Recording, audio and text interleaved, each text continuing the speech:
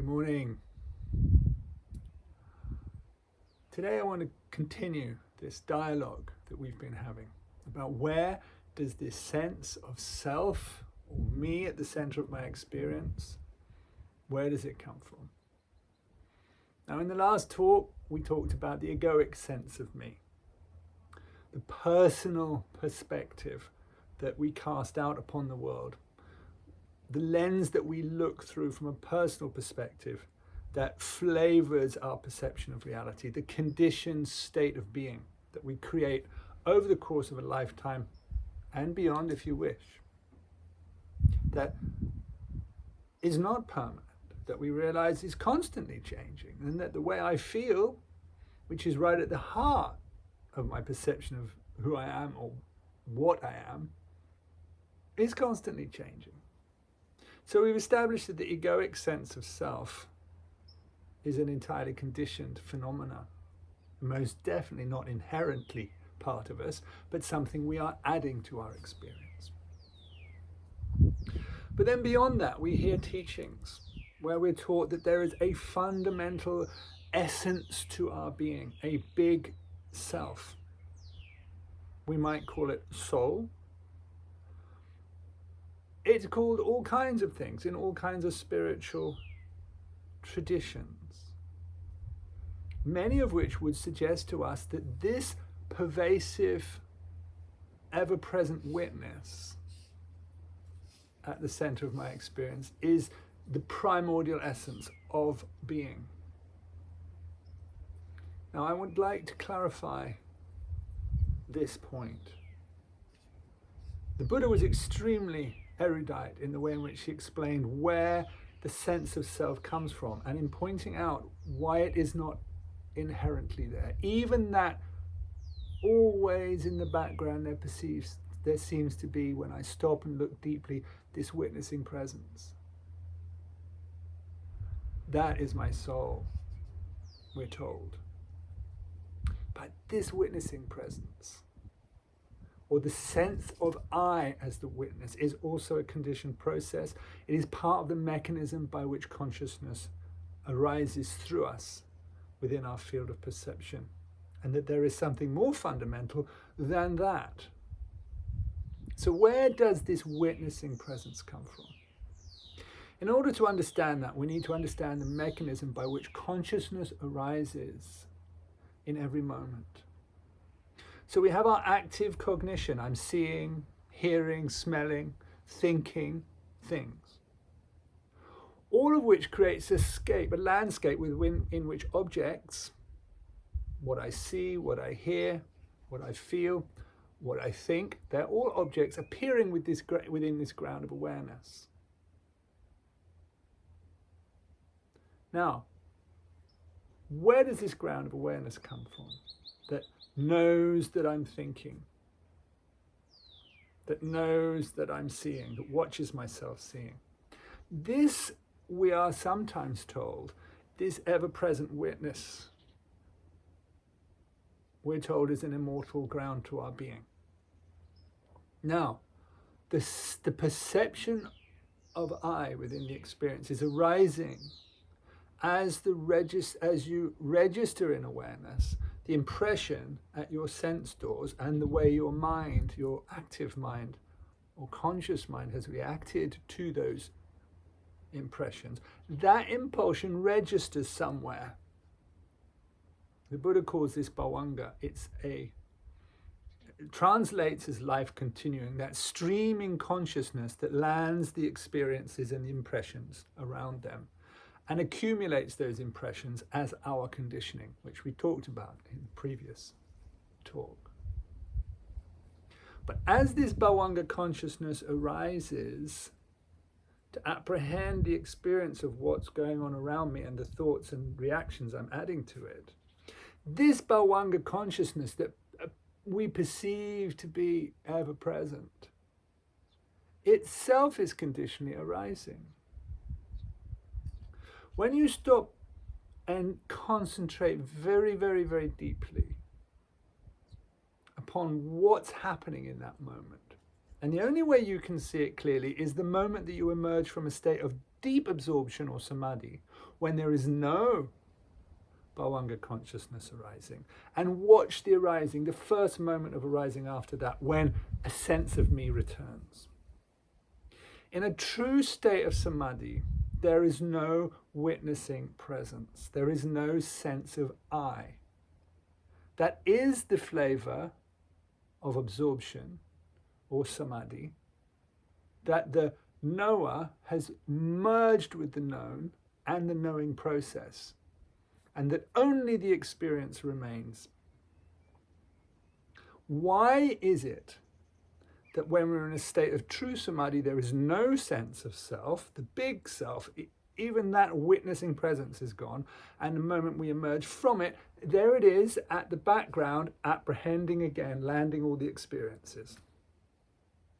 It is watching the mechanism by which this happens that we realize that this witnessing presence is not eternally present or unconditionally present. Itself arises conditionally. And this was the fundamental and one of the most important points the Buddha ever made, to help us to avoid falling into the view of eternalism. In the same way that he wanted us to avoid falling into the extreme view of annihilation and thinking that at the end of this life everything comes to cessation. He also wanted to demystify this idea that there might be an eternal soul at work within us. And how do we see for ourselves that that's the case? We watch what happens when we are entered into a deep state of absorption concentration. What is the flavor of that? The absence of the witnessing presence is the flavor of absorption. What is the single thing that marks the return of active consciousness as we emerge from samadhi? The first thing that arises is bhavanga, with that impression that creates the me, the ever-present sense of me. And then the mind fires off, apprehending external stimuli, and the egoic mind now starts to be added to that more fundamental witnessing presence. And the self, big and small, are at work again within our experience.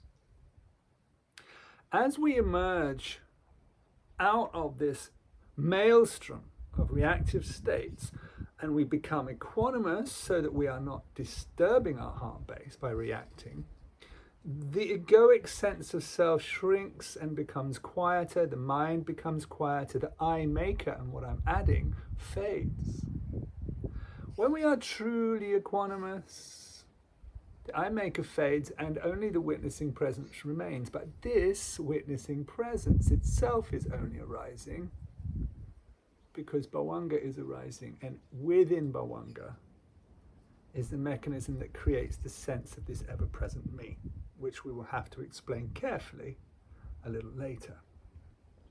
If we go further than just resting in a state of equanimity, allowing things to be as we might be taught, we're still experiencing a witnessing presence as witness to what we are experiencing. This is not non-duality. It is not also endlessly there.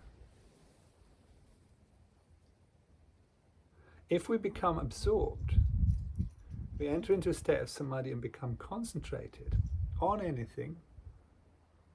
As we become concentrated, in that moment of concentration, the bhavanga consciousness that's arising through the heart base to create this sense of this big me, witnessing presence, comes to cessation, stops arising, and now only awareness remains.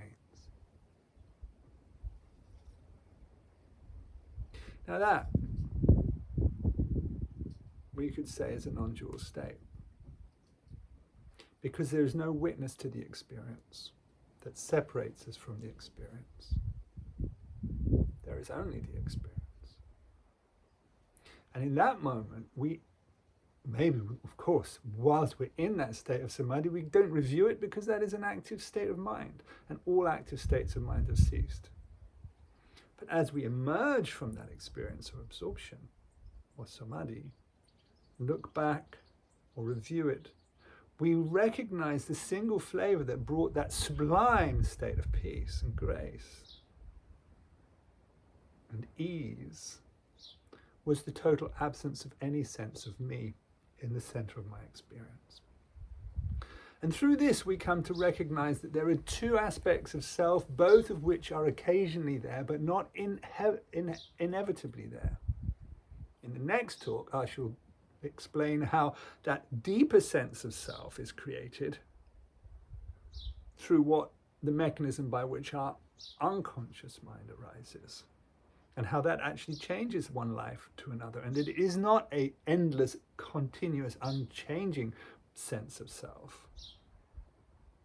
That the witness itself is only conditionally there, and is a state of being beyond that when it is gone. And that's a state of non-duality. Now, the Buddha taught us that enlightenment is the causal cessation of suffering. The causal cessation of suffering comes with the non-arising of conditioned states and our attachment to them, and the fading of the sense of self is the flavor of liberation.